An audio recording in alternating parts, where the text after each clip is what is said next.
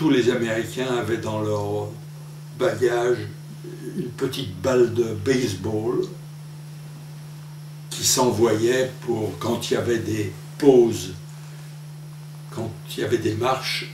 En général, on entendait « take 10 », prenez 10 minutes de pause, et tout le monde se reposait, se mettait à terre. Si c'était en France, à ce moment-là, il fallait tout de suite creuser le foxhole, le trou à renard, pour au cas où l'aviation allemande passait sur nous, on pouvait au moins se réfugier dans un foxhole, dans un trou qui ressemblait à une petite tombe déjà. Oui, alors que les Américains avaient des balles de baseball, certains d'entre nous qui aimaient la boxe avaient amené des gants de boxe.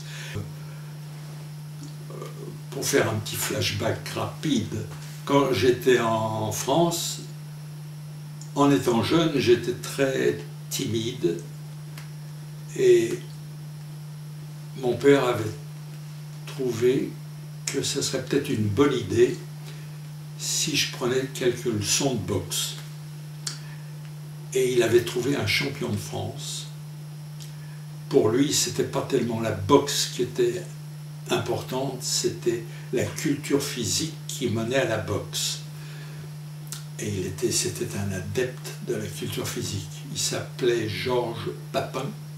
Il avait été champion de France, je crois, des poids légers en 1920 ou quelque chose comme ça. Et il m'avait appris que la boxe, ça se fait avec les jambes, on frappe avec le corps et on place avec les poings. Ce qui était quand même inhabituel pour un prof de boxe de raconter des choses comme ça, mais enfin. Donc la boxe m'a donné une certaine autorité, j'ai perdu beaucoup de ma timidité et ça m'a beaucoup servi par la suite. Et j'avais fait, au cours d'une de ces pauses de 10 minutes, on avait fait un petit échange de boxe. Est arrivé un major des affaires civiles et qui a demandé à mon copain McCormick, qui était mon partenaire, là, avec qui j'échangeais en rigolant, il a demandé à mon partenaire de lui prêter les gants, et voilà qu'il voulait faire une minute ou deux un petit échange avec moi.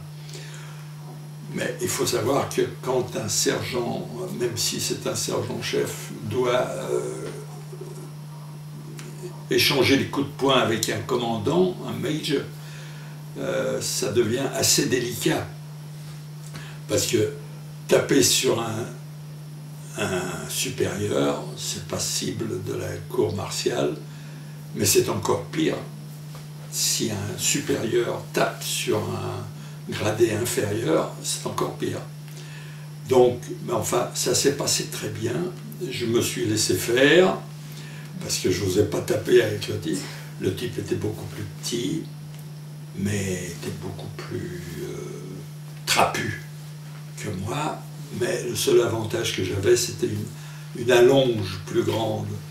Donc je le tenais en respect, je n'osais pas taper, jusqu'au moment où lui s'est énervé, et moi je lui ai donné, alors là, il y a des limites quand même qu'on peut supporter, j'ai donné un coup de poing, et c'est là qu'il s'est arrêté, il m'a remercié, enlevé les gants, « Thank you, well done Bernard », et hop, il est reparti. Mais quand j'ai raconté ça après, quand j'étais à Paris, que je pouvais, moi, me combattre avec un officier supérieur, c'est un truc qui n'était jamais arrivé avec mes cousins ou mes copains d'école qui, eux, avaient été dans l'armée française. Il n'y avait pas ces relations qu'il y avait entre officiers et sous-officiers et hommes de troupe, quoi.